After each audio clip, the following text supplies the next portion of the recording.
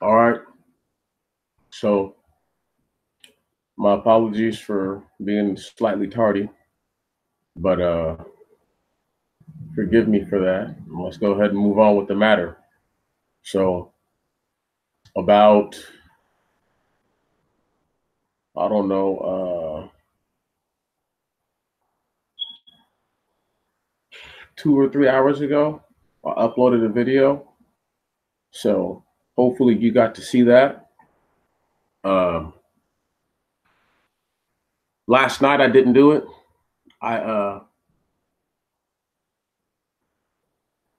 I my finger, which obviously looks a lot better now. You can't really tell as bad as it was. It was crushed though. That almost peeled off my fingernail, so that hurt. But anyway, genetics, a biblical view. Do they matter? So if we go back to Spiritual Gumbo volume like one batch 7 or volume 1 batch 6, I pretty much start to talk about the problem with strange children. And if you want to be more specific, I kind of really bring it up because uh, there's a heavy Pauline doctrine out there that if you can marry whoever you want to marry, you can pretty much do whatever you want to do. And if I were to go right now, one moment, pull up another page on the internet and I'll show you. How you doing, sister? Good evening. Um, I always think it's weird because there's a lot that people will overlook or will act as if it's not that important, but really it kind of is that important. So I'm going to pull up this Bible website first, and then I'm going to pull up one of these other things about genetics, any one of them. But I want to usually let's talk about dizygosity and all that nonsense. That's easier to speak on. And keep in mind, uh, a lot of the things that I spoke about in that last video, which were just me talking about different things from different websites, uh, there was, you know, some healthy information. For example, I'm gonna pull up this one right now. It's an Australian website, and let me go ahead and show it to you. And yeah, okay, so here we go. So this is the twins.org.australia. So this is what I read in the same video, and it's important that I go back over it with you real quick, so that way you can understand like where I'm coming from. Like, do these kind of genetics matter? Does the how does this actually impact your view on everything? You know, do you think that these are unimportant things that you're looking at? For example, dizygotic, right? Twins or fraternal twins, right? Now, the reason why they tell you that it's dizygotic is because there's a relationship. It's called heterogametic, and I'm going to pull that up too, so that way you can see what I'm talking about. Heterogametic. There we go.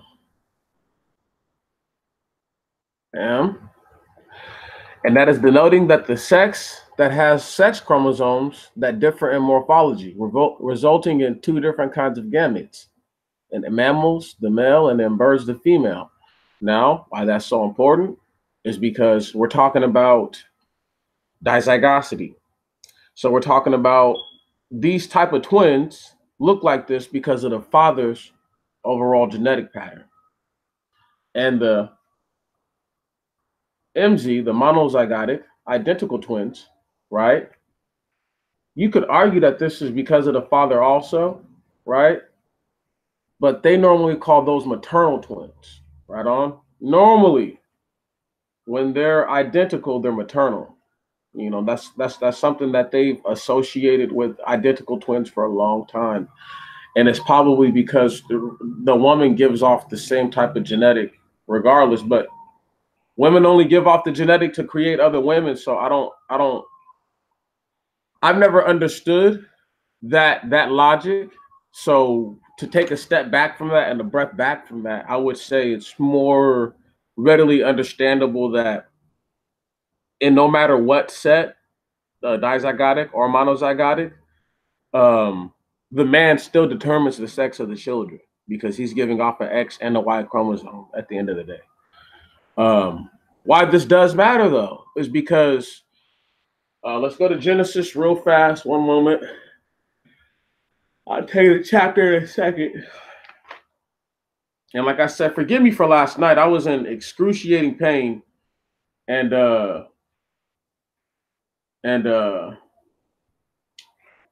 yeah, I was like, I'm over this.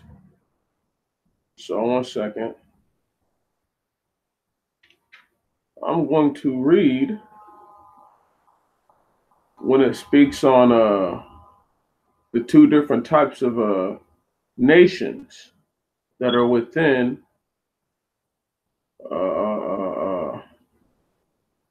Rebecca. You know what I'm saying? And I think some of these people will overlook how important this is. You know, we have a lot of people who read the Bible and uh uh I guess it's easy for them to just pass through it, you know. So you know what? Uh but we're gonna go from verse 19 of Genesis 25. So we're gonna start in chapter 25, verse 19, and we're gonna work our way up real quick. And we're gonna read this stuff about Rebecca, understand who she is, and understand why this is important. And these are the generations of Isaac, the son of Abraham. And Abraham begot Isaac, and Isaac was 40 years old when he took to wife Rebekah, the daughter of Bethuel, the Syrian, out of Syria, Mesopotamia, the sister of Laban, the Syrian. And Isaac prayed the Lord concerning Rebekah, his wife, because she was barren. And the Lord heard him, and his wife Rebekah conceived in her womb. And the babes leaped within her. And she says, if it will be so with me, why is this to me? And she went to inquire of the Lord. And the Lord said to her, listen to this, there are two nations in thy womb, and two people shall be separated from thy belly, and one people shall excel the other, and the elder shall serve the younger. Now let's stop right here. Why this is so important is because it tells us in a dizygotic relationship, there are two eggs at a single ovulation, and they're fertilized by two different sperms. This is Jacob and Esau. This is two different nations within a person. And I know it seems like, why is he going so hard about this? Why does this matter so much? Because even they, right here, no matter what, they only share half of the same genetic markers as any other sibling. Can you dig that? So they're not genetically identical all the way. They just look similar, but they're not all, like, for example, like that's like any brother and sister who you can tell are related, and they might even look a lot alike, but they're still only, you're still 50-50 of the parents. So you could look like them and then act way different than they do. Whereas the identical twins, a lot of the things that they do are going to mirror one another. So they have like similarities than not. The monozygotic, let's just go ahead and go back to, I'm going to use Abraham first, and then I'm going to go back, and then I'm going to use the triplets of Noah or Noe. But because I'm already here, let's just use Terah and his children. Verse 26 of chapter 11, and here we go. And Terah lived 70 years and begot Abram and Nachor and Aram. Now, the reason why this is so important is because I just read to you that Rebecca is Assyrian. Now, people are like, well, why is that important? Well, the Syrians come from Nakor overall, right? Well, why is that important? It's because this is one of the genetic triplets of who? Abraham, right? So the Moabites and the Ammonites come from who? Right, Lot. So the understanding is that no matter what you say about them, right? When the scripture talks about the people blood mixing with these kinds of people and them being totally indistinguishable from regular Israelites, it gives credence to this. So I'm not saying that, it's better that the Israelites were blood mixing with these people that the Most High said not to. I'm not even going to fix my mouth to say nothing that crazy, but I still think for a genetic point of view, it was safer for them to have fumbled the ball with their own kind as opposed to fumbling the ball when, let's say, they became slaves and got brought to America. Big difference. But what is another thing is that if, let's say, you were having triplets or quadruplets or anything above twins, there's a 1/3 chance that the MZ twins, the monozygotic twins, the identical twins will have their own separate placentas. So that means essentially they have their own separate food source. So they're growing all on their own, without having to share a food source with another one. That also makes it to where you're also kind of your own individual. Something that Andre Wickham pointed out a long time ago, and he pointed out, he was like, Meech, if you think about it, he said all the triplets, Shem, Ham, or Japheth, even Abraham and them, he was like, really, if you really think about it, they're all firstborn. Even if Japheth's the elder of the triplets, meaning that he was born first of the triplets, right? He can't claim firstbornhood over you because you're born on the same day. You're born in one hit. All he can say is that I'm older than you. And that's not, and that's an insignificant type thing. It's not like, oh, I'm the elder by years or anything like that. No, you're the elder by maybe hours, minutes, So yeah, that's just being honest with myself. Where's this other website at real quick? Let's pull up some biblical stuff real fast on this Genesis thing, right? So that way people can see what I'm talking about. Let's skip down to chapter 10. All right.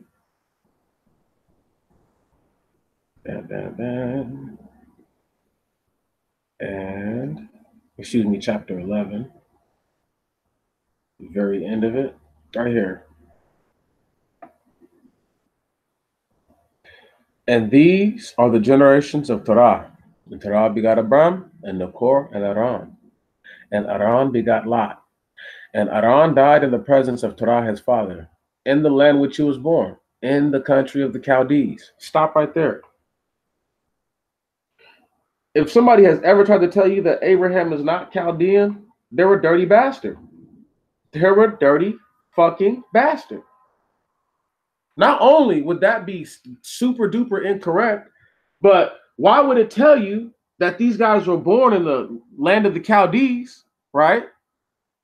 And then you not assume that these niggas are Chaldean. Abraham had to come from somewhere, y'all. He's not just a make-believe dude, okay? He didn't just fucking Vamba Manouche out of nowhere, okay? All right? That's not what happened. The dude is a real fucking person, okay? So that means that he belonged to a tribe of people. That means that he belongs, right, to a genetic strain of people.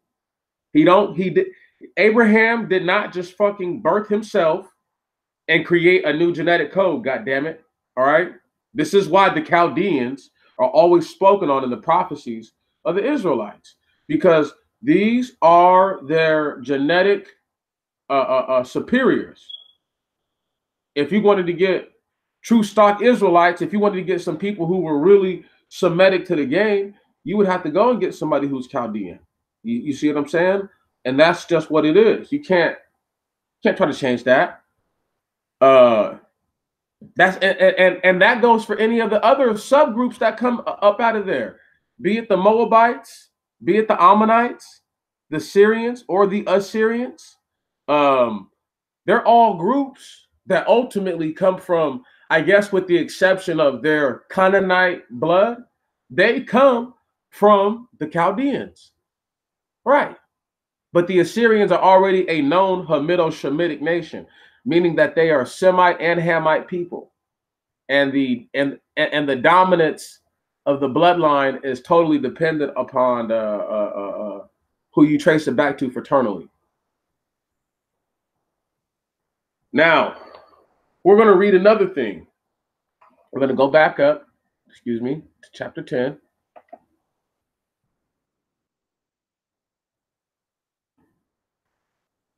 I mean, I lie, 11, back to the early part of 11. Now, I know a lot of people like to say a lot of shit, but Genesis chapter 11, verse 5 and verse 6, pretty much put it all together. And the Lord came down to see the city and the tower which the sons of men built. And the Lord said, behold, there is one race. Let's go ahead and pull up this word race real quick, just in case niggas think I'm trying to, once again, pull the okie doke over. Here we go.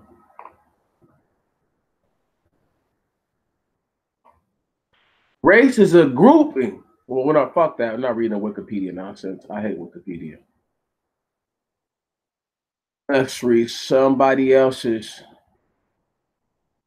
Wow! I didn't even look for this shit. And look what comes up. Now, I'm going to use Wikipedia for this because this is fucking crazy, dog. And I'm going to go back. Where the fuck did I just see that one drop nonsense at?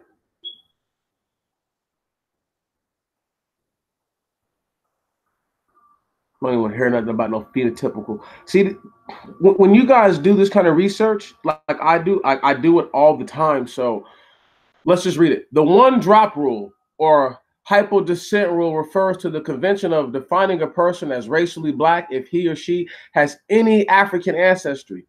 The rule was meant to those that were mixed race, but with some discernible African ancestry were defined as black. Stop right there. That is a white man's definition, okay? That's a white man's definition of what they think race is, all right? The reason why they used to say this is so that way they could treat you a certain type of way. But if we just go down one rung on the ladder, race, definition by Merriam-Webster, and we're going to go back to the Bible in a second. I want y'all to look how differently they put the word race up. Strong or rapid current of flowing water through a narrow channel, a water course used industrially. The current flowing in such a course, right? A set course or duration of time, the course of life. A contest of speed. Hold on. A meeting in which several races, as for horses, are run. A contest or rivalry involving progress toward a goal. Understand that if you were to use these other different definitions of race to define racism, and not just the color of your skin, you, black man and black woman, don't have the means to actually be racist towards anyone. However, we're going to keep it pushing. One second.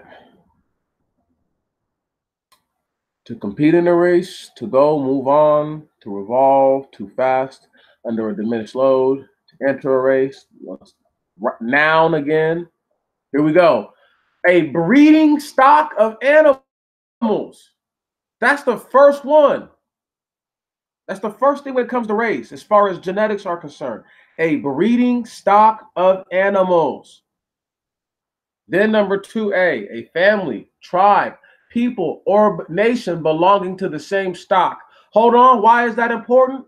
Because let's talk about that word monozygosity for just once again. Because if you're monozygotic and you're triplets, guess what? You're only going to look so different, right? Your children are only going to look so different. So what does that mean? That means that when it says right here in the book of the Genesis, behold, the Lord said, and the Lord said, behold, there is one race and one lip of all, and they have begun to do this, and now nothing shall fail from them, all that they may have undertaken to do, right? That means just that right there, that these people, when if you were to go through all the kerfluffle of this bullshit, is they are a tribe, a family. They're people, they're a nation that belong to the same stock, the same genetic stock. Damn it. Even if we were to keep going down just a little bit and just read a couple more of them. Listen to this. An actually or potentially interbreeding group within the there. See, in order to get monozygotic genetics, right? Now let's talk about heterozygosity and homozygous, right? 1 second. We'll leave it here for the Bible for one moment. Delete one of these guys. And homozygous. Bam. Homozygous is a word that refers to a gene, to a particular gene that has identical alleles on both homologous chromosomes. It is referred to by 2 capital letters, big X for a dominant trait and 2 lowercase letters, 2 small x's for a recessive trait. Now, the reason why this is so important is because, once again, that's homozygous. Now, I'm just going to go and change the first 5 letters to hetero. Whoa. Damn. Heterozygous. Like all the words with the prefix hetero, hetero has to do with things that are different, specifically genes. When alleles are heterozygous, they are unlike in some way. Alleles determine the genotype and genetic structure of a specific gene. Listen to what I'm trying to get at right now. Heterozygous people are mixed people, right on? Are people who have mixed genetics. If you come from a group of people who have been blood mixing for a long time, the gene pool is homozygous. And this is why in the video that I uploaded before this, there was a picture, there's a couple of pictures. It's called runs of homozygosity. The reason why they monitor the runs of homozygosity is because they want to see how long within a population of people a specific gene structure, right on, will be dominant and run its course. So homozygosity you could almost relate to or relate back to with dominant genetics. Okay, homozygosity could also be related to recessive genetics, depending on the prevalence of those same genetics throughout the following generations. But it just has to be presumed that heterozygosity is what produces a gene variation, and the gene variation, see, is what you call cultural diversity. All right. Now, the reason why this is important is because every single person doesn't experience cultural diversity. Every group of people is not as culturally diverse. There was another picture in the same video, and I'm gonna pull them up in a second if I can. It showed how among the groups of so-called Africans, that Africans have the largest group of genetic diversity. So they're the largest genetic group. They're the largest, most diverse genetic group there is. One moment. Let's go back to the Bible real quick.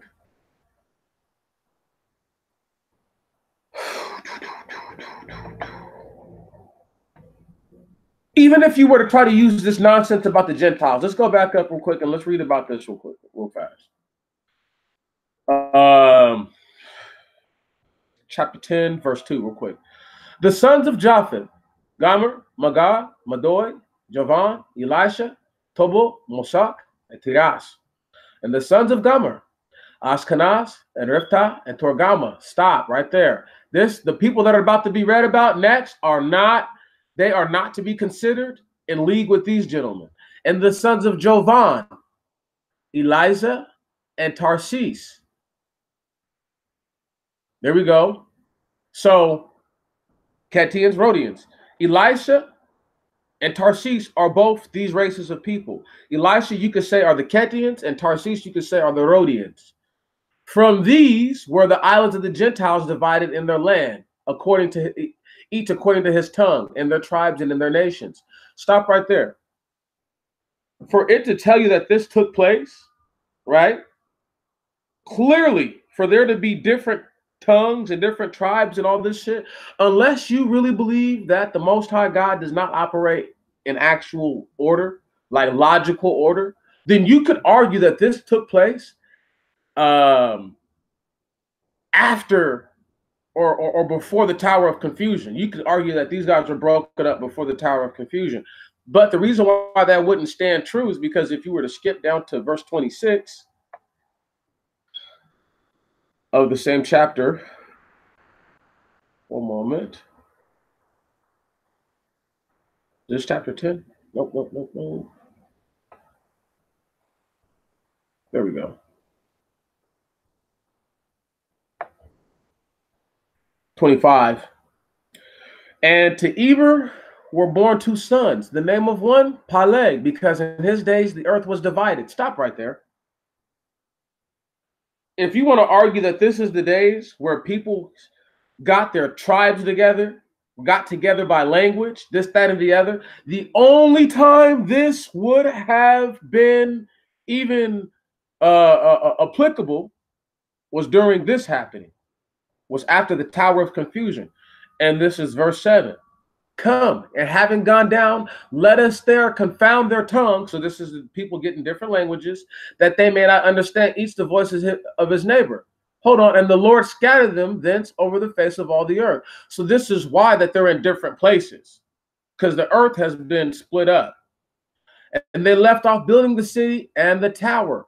On this account, its name was called Confusion, because there the Lord confounded the languages of all the earth, and thence the Lord scattered them upon the face of all the earth.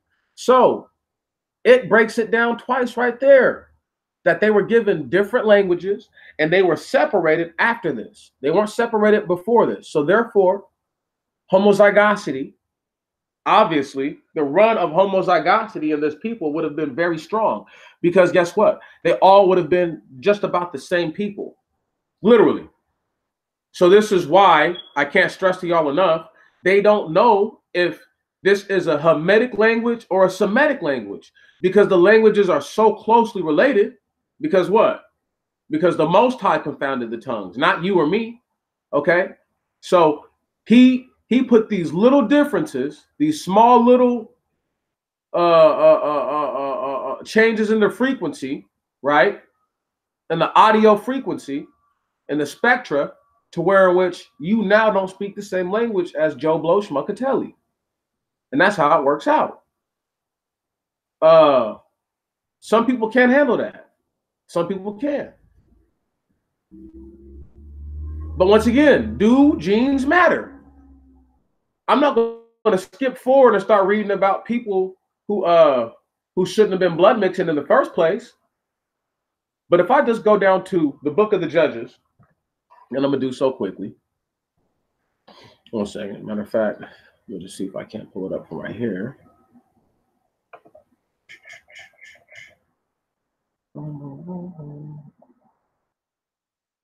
Judges. Here we go. Let's go down to chapter 2-ish. I need you guys to understand that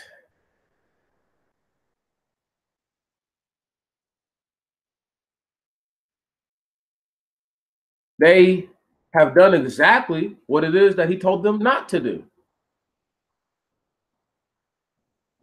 Now let's read chapter 2. An angel of the Lord went up from Gilgal to the place of weeping, and to Bethel, and to the house of Israel, and said to them, Thus says the Lord, I brought you up out of Egypt, and I brought you into the land which I swear to your fathers. And I said, I will never break my covenant that I have made with you. And ye shall make no covenant with them that dwell in the land, neither shall ye worship their gods, but ye shall destroy their graven images, and ye shall pull down their altars. But ye hearken not to my voice, for ye did these things. And as I said, I will not drive them out from before you, but they shall be for a distress to you, and their gods shall be an offense to you, shall be to you for an offense. And it came to pass when the angel of the Lord spoke these words to the children of Israel, spoke these words to all the children of Israel, that the people, and they named the place of that place weepings, and they sacrificed to the Lord. Now stop right there. Just from hearing that they were out of conjunction, it didn't even go into the fact that they were blood mixing, because I'm gonna go back up and read that. It doesn't even talk about they were blood mixing, right? It doesn't even bring that up. You see what I'm saying?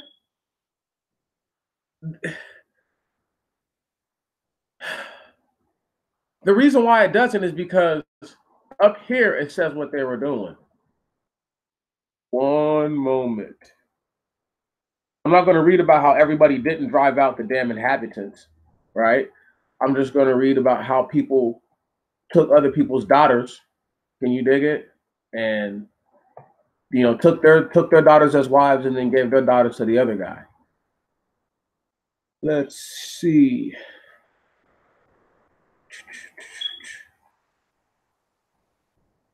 Who was it? Who was the first dirty bastard to do that?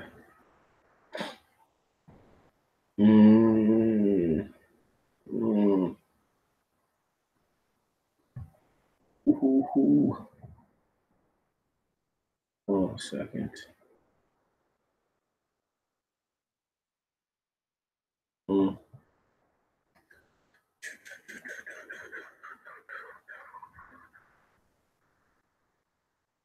Might be a couple. It might be a little bit further down, but it talks about these same groups. So let me just skim on down here, because it's early on in the book of Judges when it talks about them mixing blood.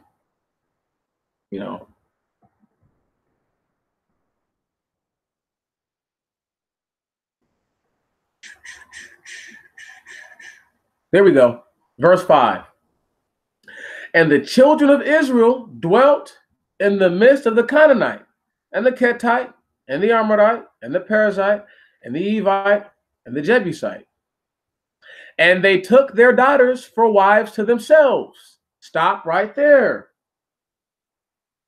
If any of these people, if any one of these groups are genetically tainted, have a malfunction within their gene pool via mating with giants, they have the Israelites could have only inherently taken on that same genetic structure, therefore creating what they call heterozygosity. Right. The homozygosity is maintained by them mating within their own gene pool. Let's just keep it pushing. And they took their daughters for wives to themselves, and they gave their daughters to their sons and served their gods. Stop right there. There's a reason why the Most High told the people in Deuteronomy that if you guys make allegiance with these guys, you're going to serve their gods. And it's just because the Israelites, if you read it, and the children of Israel dwelt in the midst of the Canaanite, the Hittite, the Amorite, and the Perizzite, and the Evite, and the Jebusite. So these are 5 different classifications or groups of people that the Israelites are living among or living in between. So they're outnumbered by these people still. Right on? This is why what Joseph did, right on, through Ephraim and Manasseh, which is taking over the city that they did, this is why that was such a big deal. This is why what Simeon and Judah did was a big deal, which is driving the inhabitants out of the land. You see what I'm saying? It actually even if you were to go back and look at the fact that how the Israelites are enslaved later on, this actually speaks to that. You see what I'm saying? It speaks to that very loudly. Now, one of the things that I have to say about that is the children of Israel are a specific genetic group of people. Even when you look at the fact that their mothers,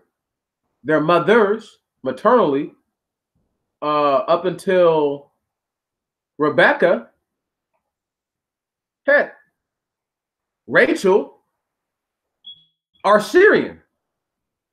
Right. They're all Syrians. But guess what that means? That means that they're of the same genetic stock that Abraham is, because Abraham and Nahor are what? That's right. They're two out of three triplets. How we know that Abraham, Nahor, and Haran were triplets? Because the Moabites and the Ammonites, when they have children with the Israelites later, the children are indistinguishable from the children of Israel. That's how I know. Another way I know is because if you read the King James Version Bible, when it talks about the rescue of Lot, Lot is considered Abraham's brother, not his nephew. And that just goes to show how much they probably actually looked alike as uncle and nephew. Right. However, that's just something for everybody to think about. I can't stress it enough. This shit does matter, you know. It holds merit, it holds weight with everything. Everything that we do, this stuff actually falls directly in line with. Let me go ahead and break this down. Stop sharing this nonsense.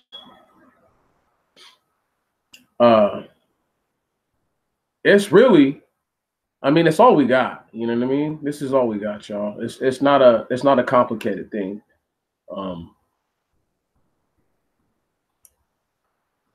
So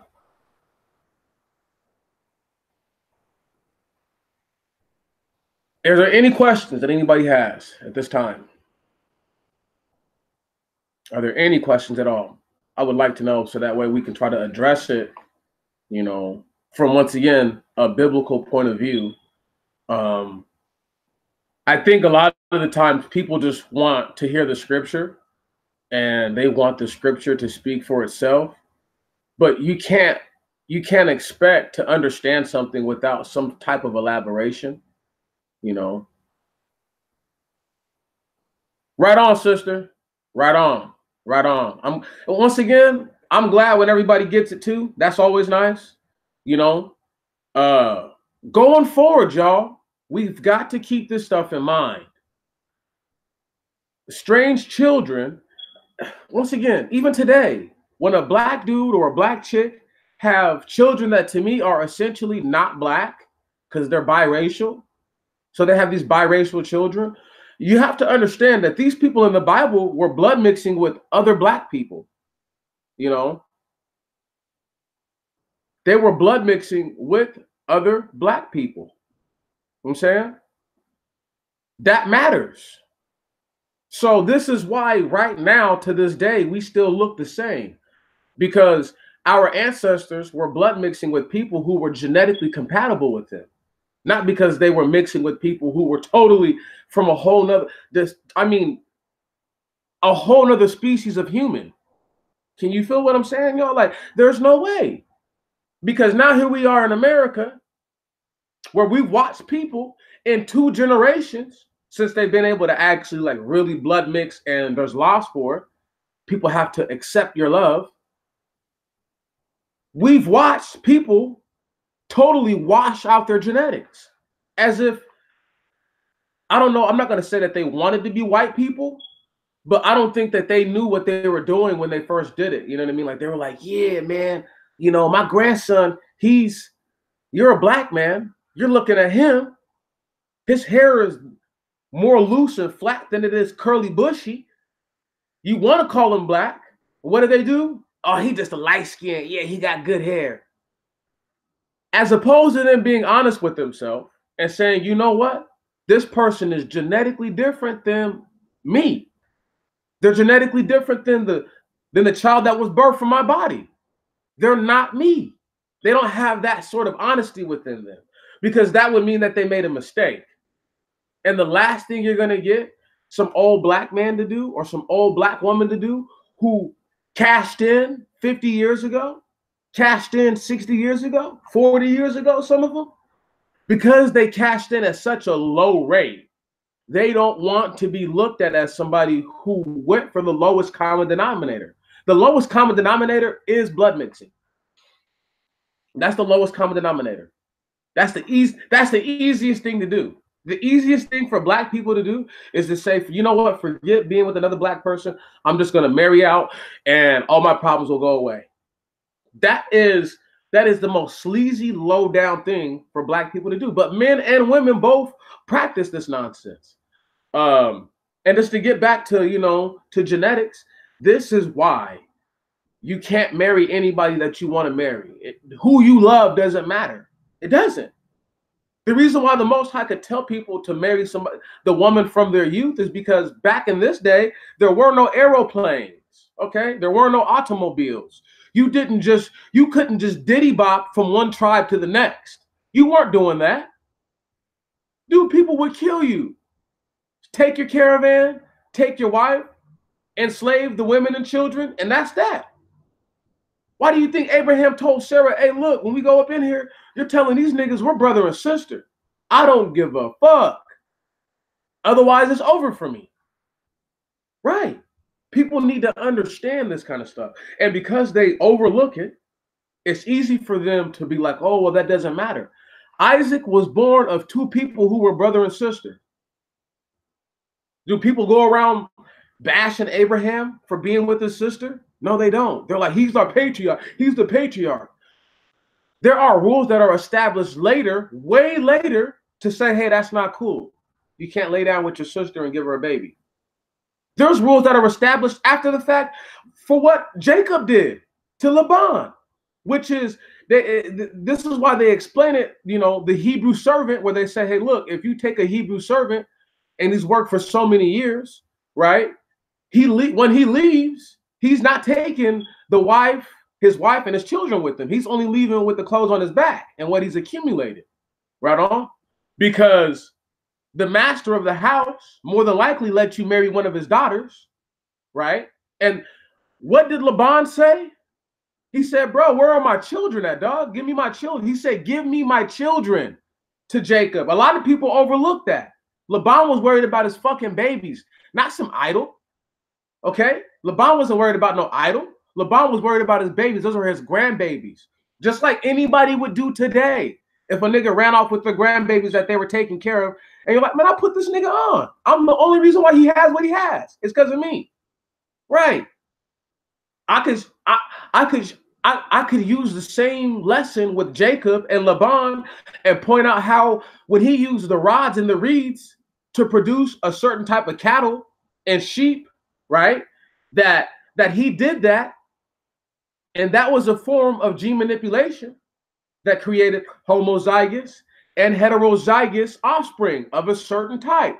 Once again, I could break it down so funky, but people would have to, not you guys, because there's going to be other people who come and listen to this later who are naysayers. I deal with this all the time. Like it'll be like a month later or 2 weeks later, some fucking jackass will come around and try to tell me that I don't know what I'm talking about. And it's like everything I said is in the Bible. Everything I put or I compared, you know what I mean? I put to the light are things that you can go find. You know what I mean? I'm not looking at secret information. If somebody wanted to really argue that zygosity is not important, then I would argue that genetics themselves aren't important. And then if we're going to say that genetics are not important, then why do people look different? Right. Because the Most High God says that all the people were the same, spoke the same language. Does that even make sense? Right. So all of a sudden you look different, even though I just said you're the same. Fuck out of here. And that's the kind of ass backward logic. That's the kind of ass backwards thinking that has people so confused. They can't. The other day, let me give y'all a prime one. The other day, I was listening to an individual, And they were swearing up and down that they can prove that all Gentiles are white, that the Gentiles, it makes them white people.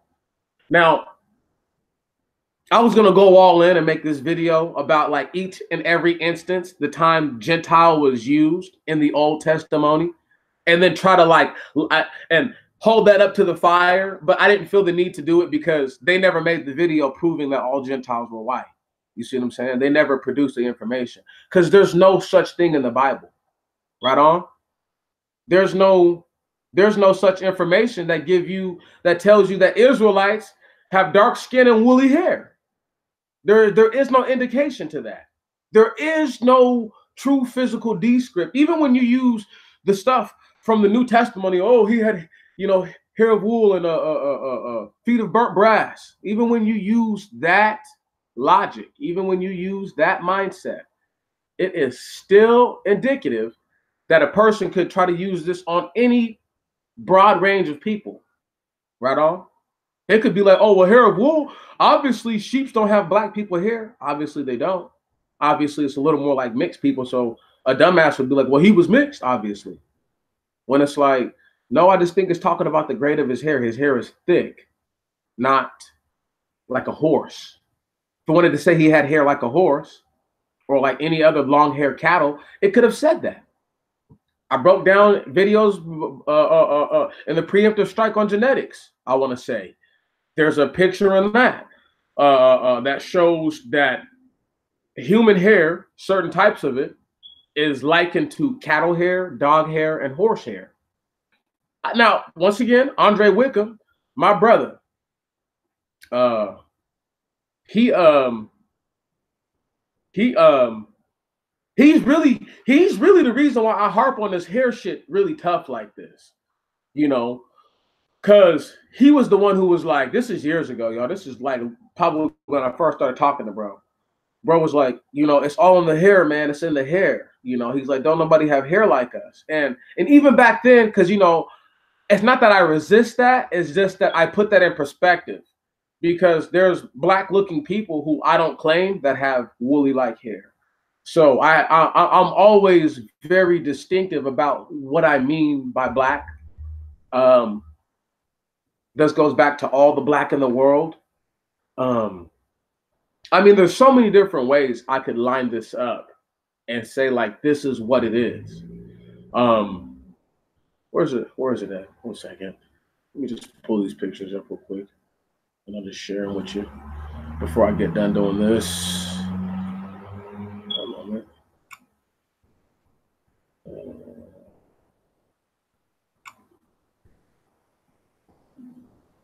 See.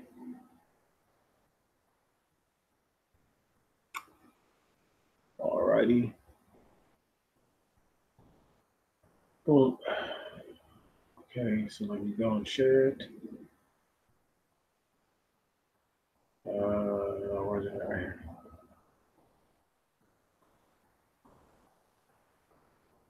So let me go ahead and blow it up.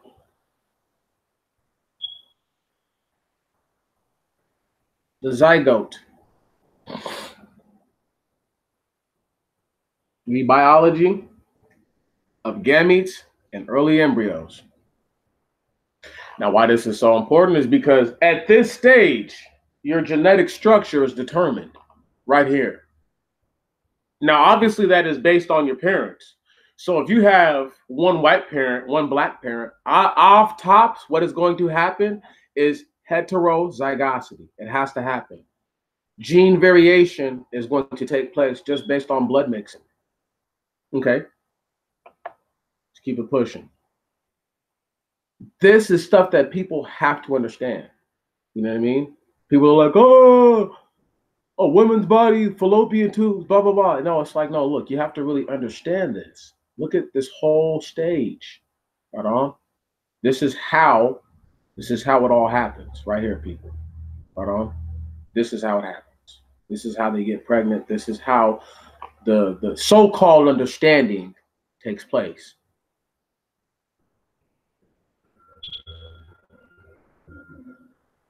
And this is a mouse zygote. Look, it's even showing, it even points out the paternal genetics as to the maternal genetics. You see, these are important things. Not just because we're looking at what is a damn gamete. No. Alleles and all that other shit. No. Why it's important is because people need to understand is that even in this cellular structure, the feminine and the masculine energy can still be identified. So they would know which parent gave you a certain genetic marker, in short. Once again, I can't stress this shit enough. These two little things right here, these are representative of genetics, chromosomes, blah, blah, blah, blah, blah, right? The egg has its own, the sperm has its own. So if you're talking about people who are genetically predisposed to looking like one another because they come from two different groups of genetic triplets. Did you hear me? They come from two different groups of genetic triplets. So Shem, Ham, and Japheth are triplets. And then Abraham, Nakor, and Aran are triplets. So the people that we're talking about come from two super duper rare occasions. Once again, this is the same thing I just showed you in this last one. Only, different. DNA, bam. Now you see how they use red and blue to make purple? Because they want you to understand that there's a combination here that takes place. And even in this, they would be able to identify which markers come from the man, which markers come from the woman. Fertilization. Can't stress this enough. So let's talk about monozygosity for a second, right? And dizygosity. In this case and instance, this would create a monozygotic baby because you would need another egg in the same fallopian tube with another sperm cell permeating it, right on, penetrating it, whatever you want to say, that creates this happening. Thank you very much. So a dizygotic or AKA fraternal birthing would be one that is more comparable to two different people being born at once, literally, because they're not the same person. They're not identically the same. They don't have genetically identical genetics. Their DNA markers, they might have they could have got the same 46 damn chromosomes, but this is dominant in this area, this is recessive in this area. It makes them different. Whereas the genetically identical people, their dominance and their recessiveness will show in similar areas. Similar, like almost the very same areas.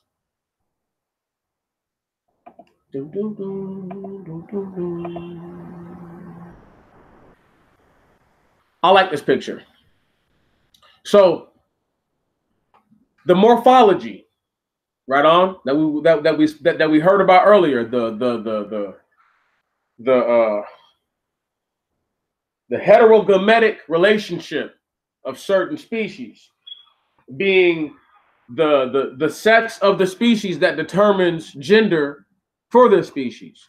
Like I said, in birds, it's the females. In the video, I pointed out, many of the birds, the female population of birds are almost always the hunters, from like I'll give you a prime example. People talk about the falcon. A lot of people don't know the falcon is the female version of the bird. I want to say the peregrine is the proper name for a male falcon, peregrine or something like that. I'm quite sure.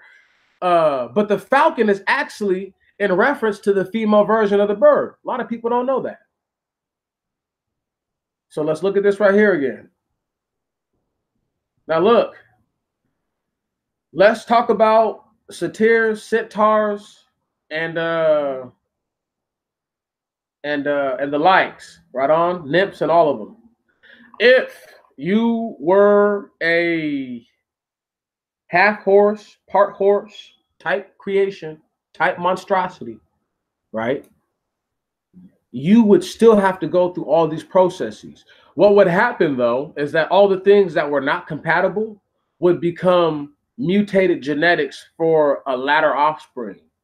So this is why you have things like mental retardation on the planet, right on? What they call autism.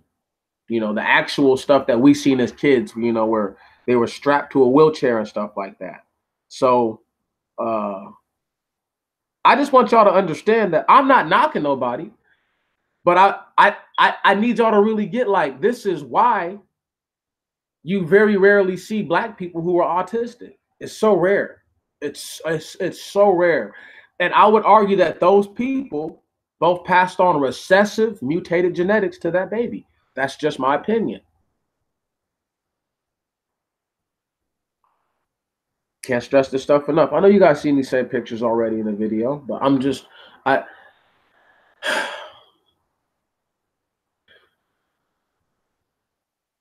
some people don't understand why meiosis, mitosis are so important. They are totally, they're not different, but they're different. I mean, like, they're not, there are similar processes that can take place at the same time.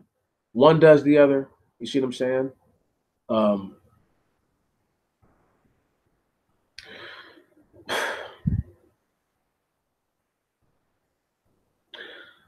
the reason why it's hap hap then to dip is because it's two singles to make the double. Second, let me look for. There's another picture in here that I'm really trying to find. Okay, look, this is a bomb one. So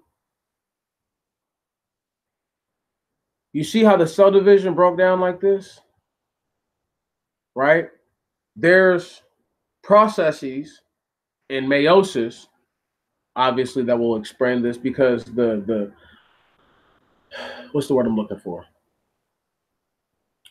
Certain genetics are going to be passed down to certain offspring. So you see how it breaks it down? Bam, there's 23 here, 23 here. Look, and this will even go to how it has these polar bodies that are not functional. What this is speaking on, once again, is the fact that women's genetics don't determine the sex of the baby. They only give off female genetics. So this is her giving off the female genetics she's going to give off. And because he creates men and women, this is why that's different. Y'all, I could go on and on and on and on and on about this shit. I really could, you know. And it wouldn't be so that way I could pat myself on the back. It would just be so that way, like, I could say, even from years back, when I wasn't using something that was this supportive of what I've been saying, this information has still been out there. It's still been relevant and prevalent to most of society. This is what most people know about.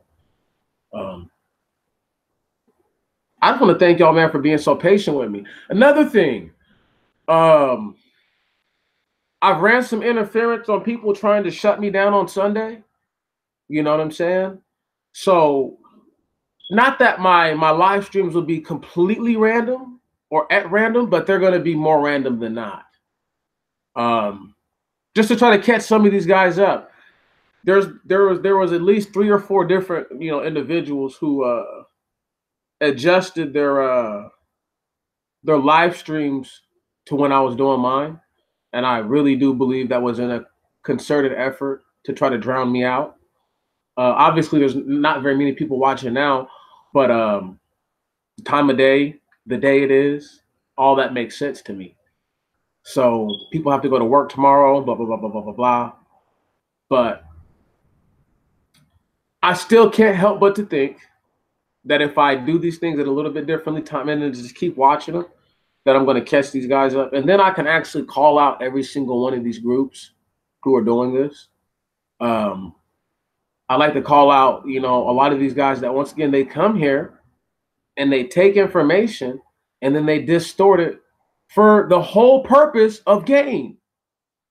I never heard anybody, not one person, not even Scribe himself, referring to people as soulless monsters. Till after, of course, I said it. Nobody. Y'all, but it is deeper than him. Right on. When you have people who make money off of offering what I would say is dating advice to men, and then they use the Most High, right, as the guys to do so, that's an insult. Oh, Monday's video was popping. Oh, last Monday, and that shit got flagged. You feel me? They flagged it. They flagged it as inappropriate or offensive material. They didn't pull it down, but they flagged that shit. Yeah, last Monday was popping. Andre said it got flagged because I was talking about the Dust Bowl and they didn't like that. Oh well. But what else? Biblical view, genetics. I mean, even if you go to the New Testimony, let's just talk about what Paul says. Paul talks about how who you marry doesn't matter. But then again, he goes off to also say that, you know, these guys can get grafted back into the original tree. What a play on words. What a play on words. But if you don't read that, you won't understand it. Therefore, they can use it against you and yield it against you as a sword. If they are using New Testimony doctrine to lock your black ass up in the future, they're not going to want to hear any Old Testimony straightening out. They're not going to want to hear that. They're going to want to hear some New Testimony straightening out. So you're going to need to be able to show them within the same testimony, within the books of the so-called apostles, right?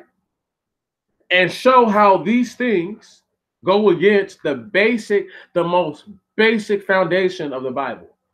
I'm getting ready to start my little Maccabees thing right back up again. I took a small break because I was watching this caravan stuff, and because I had read this thing about the Maccabees, and Judas Maccabeus tries to pull a fucking nation of people, and he tells this one a city that's in the middle, you know, like you have to go through this city to get around because the terrain is too rough for the women and children. You know, he gets offended because this guy doesn't want to let him come through because you're with the gaggle fuck of people. Am I supposed to trust that you guys really aren't going to do anything if I let you in? So then what happened? They wage war on these people, right? Smash on them and take all their stuff. Anyway, now some guys would read that and be like, oh, Judas Maccabeus did the right thing. But if you really understand, he set himself up to get killed. Okay? He set himself up to where nobody was going to have his back. And the irony in his death was that he had just tried to join league with the Romans. He had just done that. However, people don't want to hear why this stuff matters. It doesn't matter to them. The Bible doesn't matter. Genetics don't matter. Nothing matters. They're all nihilist. Right. We're dealing with a group of people. We're dealing with a population of people who, if you ask them, nothing even matters. Yet they want you to go to work every day and still pay bills and still pay rent. Does that even make sense? Right. That's bullshit. But this is the world we live in. I tell y'all that genetics matter so that way you do one of two things. Number one, you're circumspect with who it is that you allow for yourself to lay up with. You know, for those of you who are still in the child rearing age of your life, men and women who feel like they still want to have babies, then you need to really not be like, you know what? My next baby mama or my next baby's daddy gonna be a white person or gonna be a Mexican or gonna be an Asian. That's reckless. That's reckless. That is reckless. Because you're so let down with your own people, as opposed to looking at what has created the circumstance for the letdown. Right? Who has allowed this to happen? Once again, I can't stress this stuff enough. If you go right now, black man or black woman, and go and have non-black children with a non-black person, and then those non-black children go on to have more non-black children with non-black people of the same genetic stock that you blood mixed with in the first place, those children are no longer black people, for sure. Once again, the white man invented the one drop rule. Where's that at in the Bible? Where is it? Did the one drop rule apply to the Israelitish woman and her son? No. The story of the Israelitish woman was to illustrate two things, and it does talk, and it is about genetics. The first of which, it speaks on the whole takes a village to raise a child type narrative, because this woman obviously didn't raise this little boy by herself. The son of the Egyptian, the stranger, she didn't raise him by herself. And the reason why she was even brought into the tribe is because of what? Her mother was an actual Israelite. But her mom did what that black chicks go and do. Ran off, had babies with a smooth booty-faced black guy, right? Bring his Hellion demon seed into the black community. I know they don't want to hear this. And then when this same dirty bastard grows up to do fucked up shit and gets beat half to death, gets shot to death or whatever, this same mother, these are normally the mothers who were on TV, who were sad, but they were like, I just wanted him to change his life type stuff. She's not going to tell you he was a good person. She's not even going to fucking try to jerk your chain like that. You know what I'm saying? Pull you in that kind of nonsense. She's just going to say, I wish, you know what I mean? He had a chance to change his life. Some shit like that. These are the kinds of people, right? The mother in that story, do you hear her throwing herself in the middle of this ass whooping that the Israelites put on her son for cursing the name of the Most High? No. When it says all the congregation stoned this sorry ass nigga, do you think she wasn't not one of those people? Come on now. Yes, she was one of those people. Bitch, you'll get it too if you don't do it. And excuse my language, that's just how it is. So I think people often overlook what is really happening. That is one of the best examples of not dating out. This is before the Israelites fell. This is way before the Israelites fell. They were still called the children of Israel when this happened, So you'd have to prove that this dude not being a non-Israelite isn't important. How you doing? How you doing, sister? Shauna Hall. But a person would have to be out their mind. You'd have to be out your mind to say that the Israelitish woman, first off, she's not an Israelite. So let's denote the genetic relationship there. Even if, and I don't believe it, even if the Egyptian was a bearded Egyptian, was a true Hamite, and I don't believe he was. I believe he was a Middle Earth thing. He's still not an Israelite. Still. His bloodline would be Hamitic, a Hamite, and not a Semite. That's the difference. Right. Now, people are like, why do you get so bent out of shape about the blood mixing? Why do you even care so much? I'm trying to think right now in the entire Bible of the first time I could think of some homosexual faggots, right? And the first time I can think of them, they come from Ham's bloodline. They're in the land of Canaan, in the cities of Sodom and Gomorrah. And they want these guys to come outside. They want to send these two men outside so that way they may know them.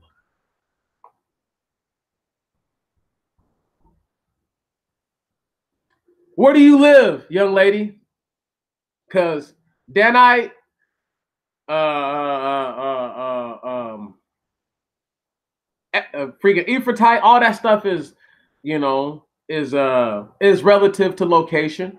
If you are a Danite, good for you. Even if you're not, and you're just a regular diaspora Yehudite mixed with something, still good for you. Right on. The fact that you're here, good for you. And I don't mean that facetiously at all. I'm very quite serious. It's a huge deal. And when you say Danite, it's funny because the Israelitish woman, what? Her mother was who? Dabri, from where? The tribe of Dan. Ain't that something?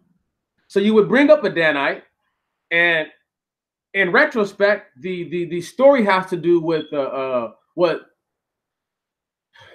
she's Israelitish, so she's not a Danite exactly. She's Ishi, right? And her son is even less an Israelite. This is just something to think about.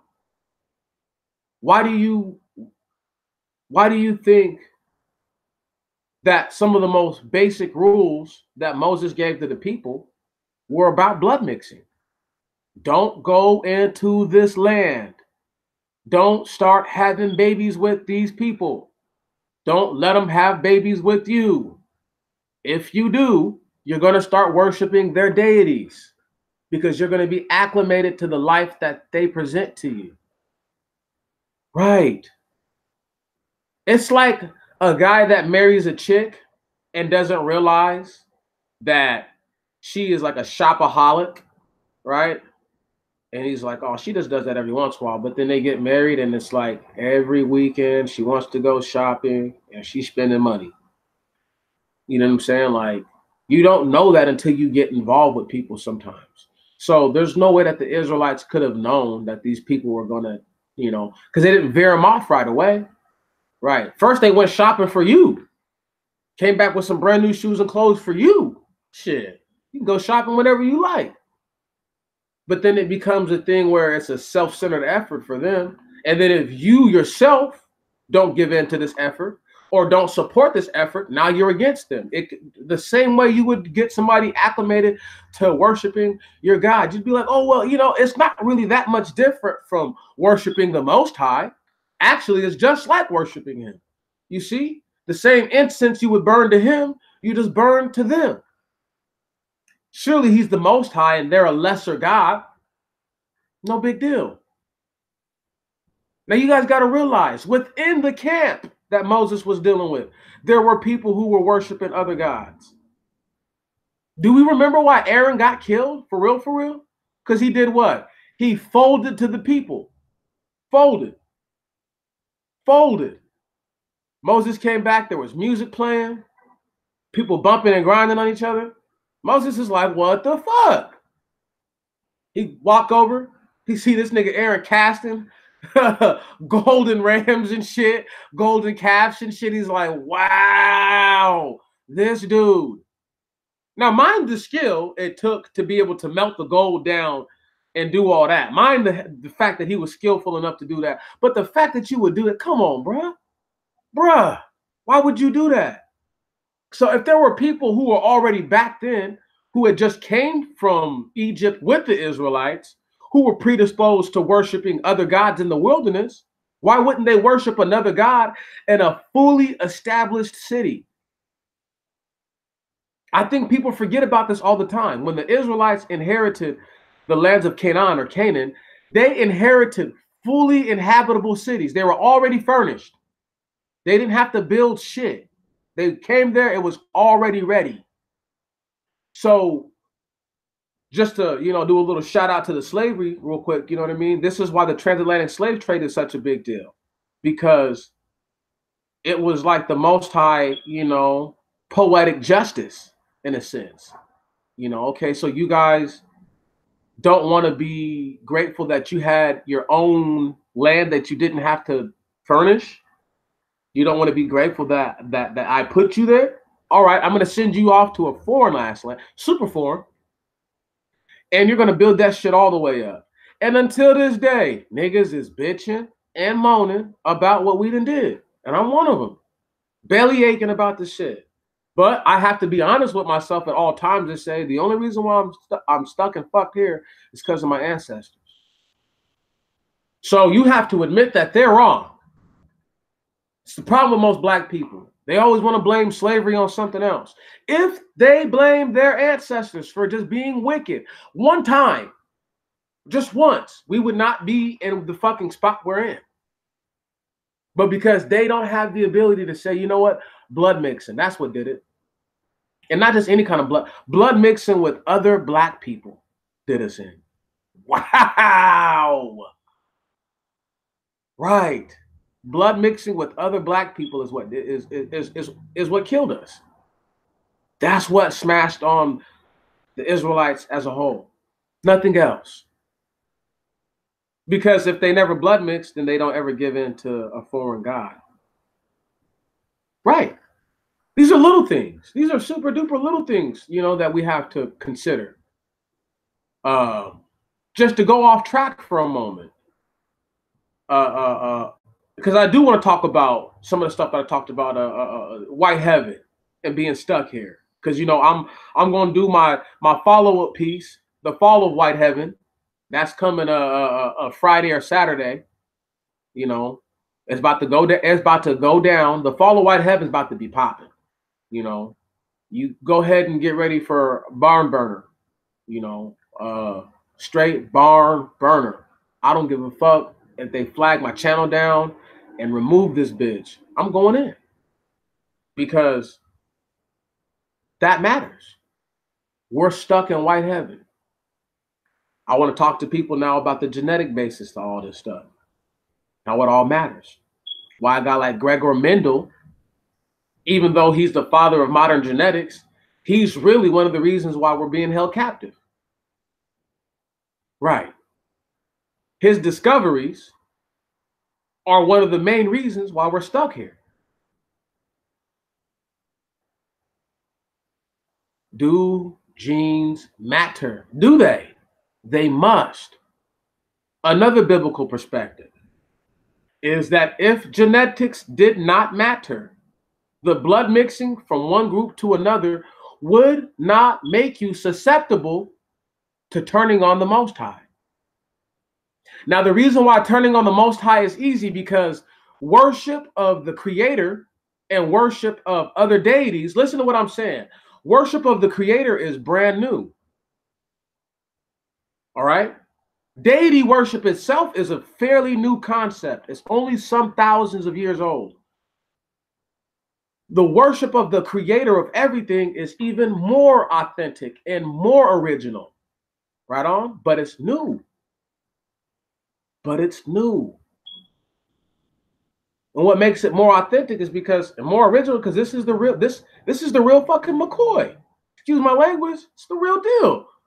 So yeah, you could pray to these other things that aren't the real thing, or you could just say, you know what? I like it the way it is. You know, I like speaking to a force that doesn't want itself to be seen. Right. This is why I get offended by people who are so cowardly that they don't want to show their face. The Most High didn't say, I won't show you my face. He's just saying, bro, nobody's gonna, no man shall see my face and yet live. Like, I don't think you can handle that, dog. You see what I'm saying? And he let Moses see him while he was passing. Now, understand, we know the Most High is gigantic because he did what? He covered Moses with his hand. So I know the Most High is a giant. I know he is. A behemoth titan. You couldn't even imagine. Right.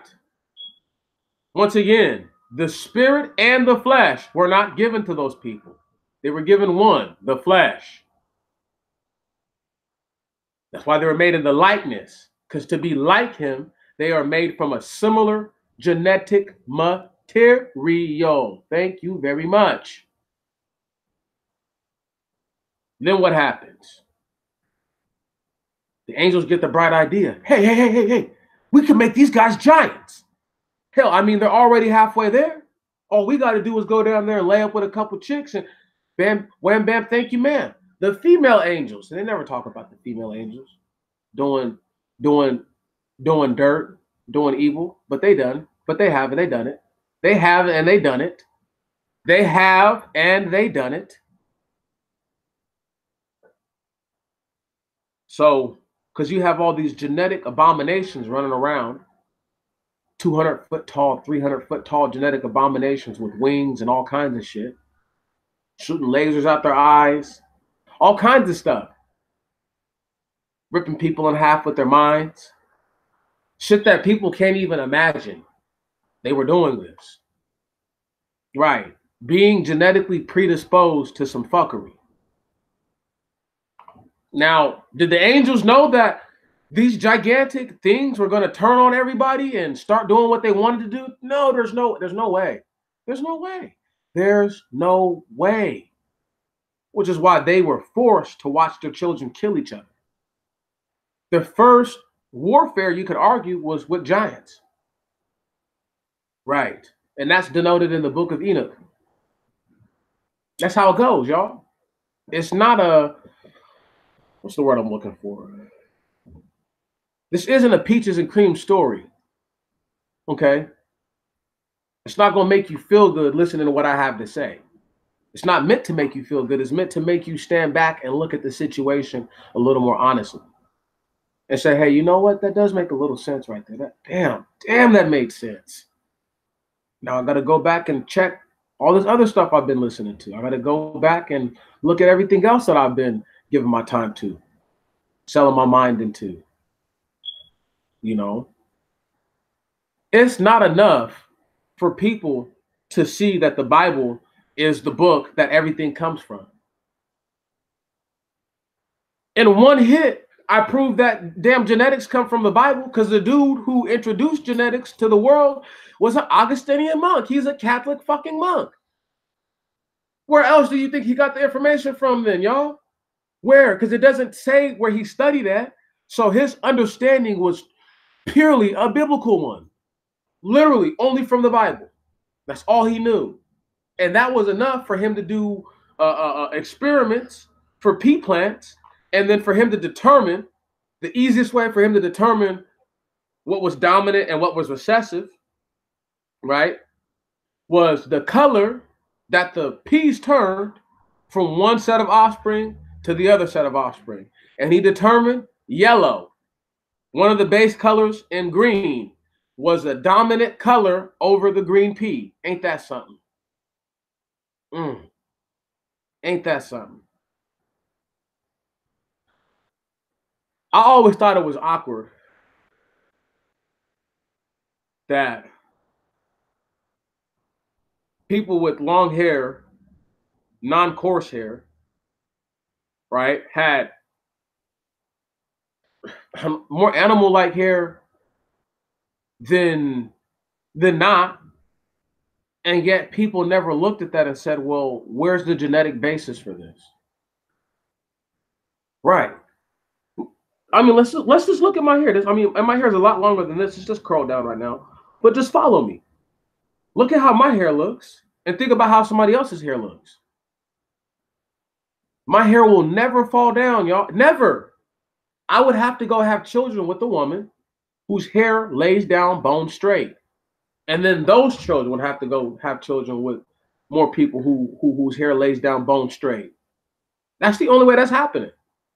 Otherwise, I could make 1,000 albino babies, and every single one of them will have an afro. Every single one of them will have an afro. Doesn't matter. And because we have people who are so quick to overlook the genetic stance, right, of not just themselves, but the world. Now, remember, y'all, in the preemptive strike on genetics, I pointed out how most gene therapy, most gene research benefits who? White people on a planet where they are the drastic minority. Yet, the gene research that is being done solely almost only helps them. Now, the reason why they want to include minorities, aka blacks, in these studies, so that way they can figure out, once again, and take from your genetic patterns and add it to theirs in the damn fetus. Gene therapy at the finest levels, at the highest levels. I thought old girl Meghan Markle was pregnant when she first got married to Harry. You know what I mean? In the next couple months, I mean, these people are so questionable. But when the baby's born, just know this: that palace has already had the embryos looked at. They've already determined if that baby's going to have straight hair, curly hair, they're gonna determine all these things. You get what I'm saying? They've already genetically determined what the baby's gonna look like. So when the baby's born, it's gonna look a certain way because they have the ability to do gene manipulation. Once again, how I know this to be true? Because she's half white and he's full white. So the baby's gonna be 3/4 white at least. So the gene therapy that they could do for that baby is going to be highly effective. Right. However, hair like the Most High, huh? I'll accept that. I would say that his hair is probably always combed, though. You know, his fro is probably almost always nice, always plush. Anyway, before I get carried away, my last little thoughts about all this stuff. Do your genetics matter? Yes, they do. Why? Because the Bible tells me so. How does it tell me so? It tells me that when you blood mix with people that are not your people, you are more susceptible to betraying the Most High God of everything. Now, that's a deep one, isn't it? That's the most drastic turnaround of the genetic markers, is that they make you susceptible to hating the Most High. You have to realize these are people who come from genetic backgrounds who all they've done their entire existence is hate the Most High. They've never loved him. Never. So why would they start loving him with you? This is why the Most High was like, all these races of people need to die. Right. All those Canaanites that were genetically predisposed to doing fuckery, they are all supposed to die. All of them. They were all supposed to die. You want to know why the Israelites went into damn bondage? Once again, look at who they blood mixed with. Just look at it. And don't lie to yourself. Tell yourself the truth. Ask yourself, if genetics really were not that important, ask yourself, if they were not that important, why is the first book of the Bible called Genesis? Better yet, why is genealogy talked about if it's not important? Damn it. I can't stress how many times it says this is the genealogy. Right on. This is the genealogy. This is the genealogy. This is the genealogy. If genealogy wasn't important, if it wasn't, then it would never be spoke on. Without genealogy, there would be no understanding of genetics. Without the Bible, there would be no understanding of DNA. Right on? Without that, you would not understand why it is important that you don't blood mix with people. Coconut oil. Anyway, y'all, I sit here, I stress to you these small things. I know they don't seem like, I know what I'm doing to a lot of these guys are like, that's not important, blah, blah, blah, blah. When I say to y'all this, it couldn't be more important. It couldn't be more vital that you take it serious. It is crucial that you give yourself the chance to really look at the Bible for what it is and understand it for what it is. You see, the Bible is the ultimate book of everything. I heard a guy running his yap the other day talking about Grimoires. He has no idea what he's talking about. Anyway, y'all, I could tell you guys about conjuring raw energy from here 5 ways to fucking Sunday. You know what I mean? Literally. From raw energy to demons to all of it. I wasn't always the same person. Can y'all dig that? I wasn't always the same person. So there's a lot of things that I understand that I just never talk about. You could argue that the information written down about not reading somebody else's mind tells you how to do it. Gives you the insight to reading their mind. Telling people not to be necromancers is telling people that obviously you can do necromancy, right? And you can be a wizard and a warlock and a witch, right? And a sorcerer and a sorceress and all these things and an enchanter. Can y'all dig it? If they're written within the book, it telling you gives you the chance to go ahead and practice those things. They don't have to tell you how to do anything else. The fact that they're merely mentioned is enough. Maybe for some of y'all, this ain't shit. Maybe to others, that's a big deal. But I tell you this right here, though. I tell you this right here for a fact. If you think that the Bible, the Septuagint, whatever you want to call it, was merely written for you to read it, and that there was no tangible action within the book, you're a liar. It tells people how to do sacrifices. Does it not? Does it not? Right. But sacrifice in today's world is what? It's called cooking. Right. So you're going to say that because it tells you how to do sacrifices, that the Bible's evil? That it's a spell book? Because it tells you how to do proper sacrifice to the Most High? There's so many different little things, man. Y'all, I'm not tired of this at all by any stretch of your imagination. I just know that unlike me, you busy people have lives to live, and obviously you got things you got to do. So I'm going to cut it short, and I'm going to end on this note. The next time somebody tries to tell you that we're all one blood, we're all one human race, brother, you take their monkey ass to Genesis chapter 11, verse 6, and you read to them how all the people were one, and there was one lip to all. And then you stop and you say, tap, tap, tap, tap, tap, tap, tap. And you go back up and you read Genesis chapter 10 to their monkey ass. 10:26 in particular. And then you go back up even more and read about the sons of damn Japheth. So that way people can't try to say, oh, well, you know, the Gentiles were actually, no, the Gentiles were dispersed among all these people, but they become genetically related to all the other people through the Japhethites, predominantly and primarily. Do genes matter? My people, I have no idea. Maybe in the future we'll find out if genetics actually truly do matter or not. And maybe we'll find out if the biblical view that I have on it is worth a damn, worth anything.